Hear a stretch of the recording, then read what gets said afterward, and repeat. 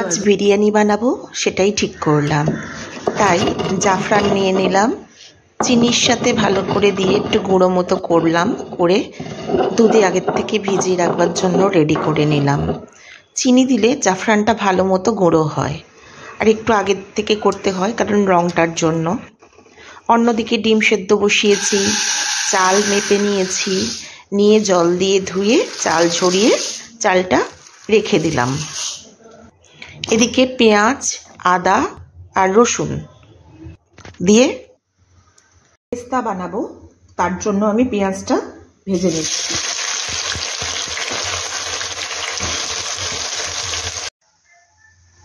চালটা আমি 20 মিনিট হলো ধুয়ে আর জল ঝরিয়ে রেখেছি। এবার আমি এটা জলে দিয়ে দেব।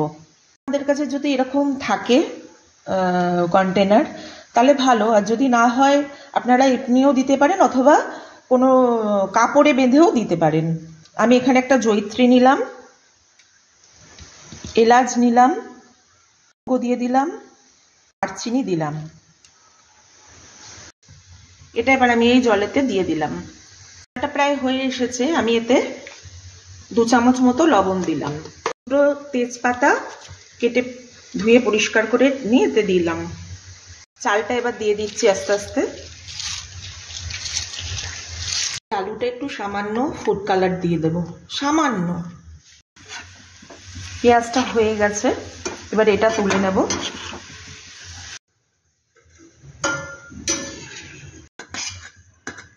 আলুটা এবার আমি একটু ভেজে নেব হালকা করে, ওই তেলেতেই ভাজছি। আলুটা বেশ ভাজা ভাজা হয়ে গেছে, এবার আমি আলুটা তুলে নেব।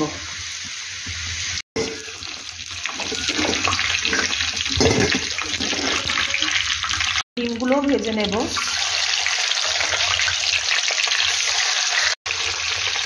আর এই তেলেতেই আমি তেজপাতা, 3টে ছোট এলাচ, একটু লবঙ্গ আর একটু দারচিনি ফোড়ন দিয়ে দিলাম। এটা হয়ে গেছে, তো এবার পেঁয়াজ দিয়ে দিচ্ছি। এতেই আমি মশলাটা ভালো করে কষিয়ে তারপর আবার একটা অন্য পাত্রে মাংসটা কষবো। ভাতটা একটু দেখে নেব, 80% মতো ভাতটা করবো, হ্যাঁ, আর 20% বাকি থাকবে, সেটাও স্টিমে হবে। দেখুন এই ভাতটা আর একটুখানি হবে। ভাতটা 80% মতো হয়ে গেছে, এবার আমি এটা স্টেনারে স্টেন করে নেব।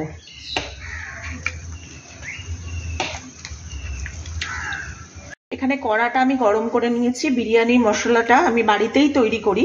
তৈরি করবার জন্য আমি এখানে একটু জায়ফল নিলাম অল্প করে, একটু জয়িত্রী নিলাম, একটু দারচিনি নিলাম, গোটা কয়েকটা এলাচ নিলাম, একটু লবঙ্গ দিলাম, 2টো বড় এলাচ দিলাম, একটু স্টার আনিসের টুকরো দিলাম, আর একটু জিরে দিলাম। দিয়ে এটা শুকনো খোলায় আগে ভেজে নেব। একটু ধনেও দিয়েছি।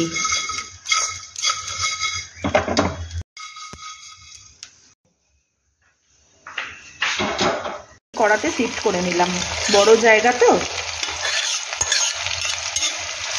ভাজা হয়ে গেছে, এখানে আদা, একটা পেঁয়াজ আর রসুনের পেস্ট আছে, এটা আমি দিয়ে দিলাম।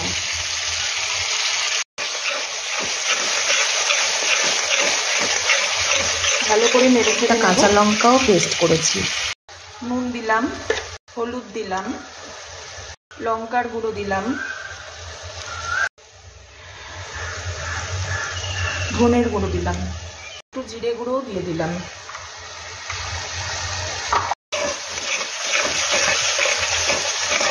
এবার মশলাটা ভালোভাবে কষিয়ে নেব। যতক্ষণ না ভালোভাবে কষবে, মশলার কাঁচা গন্ধ থাকলে পারে ভালো হবে না। দই আর নুন মাখিয়ে রাখা এবার চিকেনটা দিয়ে দেব। একটু বিরিয়ানি করব তাই একটু বড় করে কাটা আছে।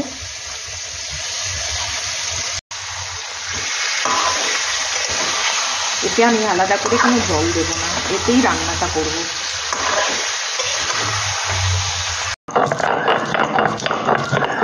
মশলাটা একটু দিয়ে নিই। দেখেছেন আমাদের এখানে কি সুন্দর কোকিলটা আছে, দেখুন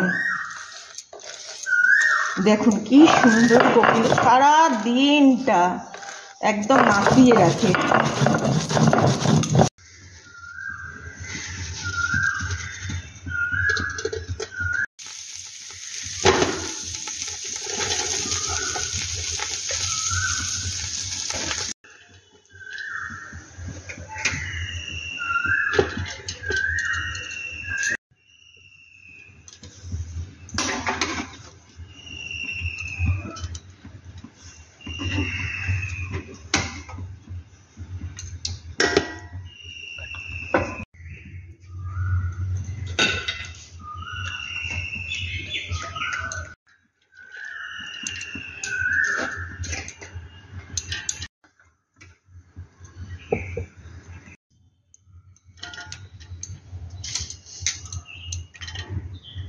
এবার এই বেরেস্তাটা চারিদিক দিয়ে ছড়িয়ে দেবো, যেটা লাস্টে ছিল।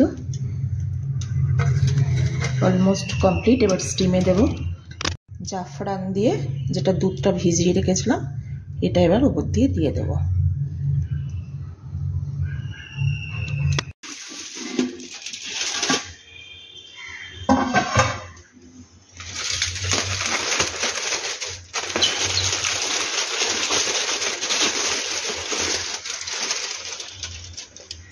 আহ, কি দারুণ,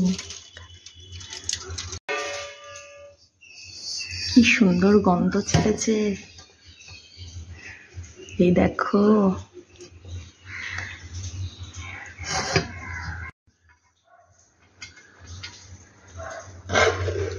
খুব সুন্দর হয়েছে দেখো।